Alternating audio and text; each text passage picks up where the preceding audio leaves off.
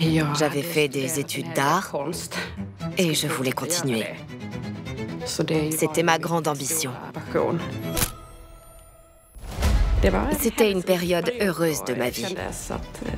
Je me sentais à ma place. J'étais sur la bonne voie. J'ai rencontré Jean-Claude pour la première fois dans une soirée. Il s'est présenté et il m'a parlé du forum. Et il m'a invité à venir quelques jours plus tard. J'ai été assez surprise de la manière dont les choses se passaient là-bas. Je me suis dit que c'était un endroit où j'avais envie d'aller plus souvent et dont j'avais envie de faire partie. Et Jean-Claude était un individu à part. Il était très extraverti. Il connaissait beaucoup de gens. Il avait énormément de relations et je le trouvais généreux. À mon grand étonnement, il m'a invité à un dîner avec un artiste quelque temps plus tard. Je me suis sentie honorée. C'était un événement.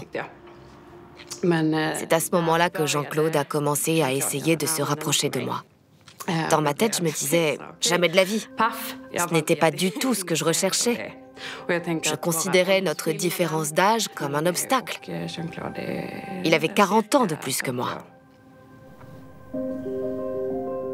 Peu après ce dîner, il a commencé à me contacter régulièrement. Dès le départ, j'ai trouvé que c'était un comportement assez inapproprié. On se connaissait à peine. Mais il commentait tous les posts que je publiais. Je trouvais que c'était une drôle de façon de faire.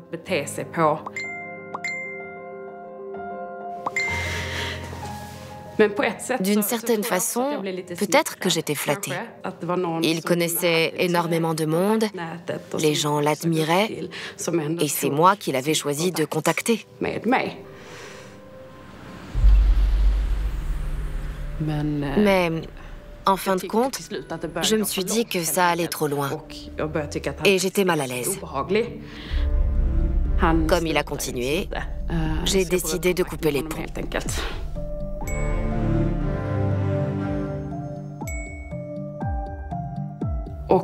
Et j'imagine qu'il avait compris que j'aimais bien le forum et que je trouvais que c'était un endroit intéressant.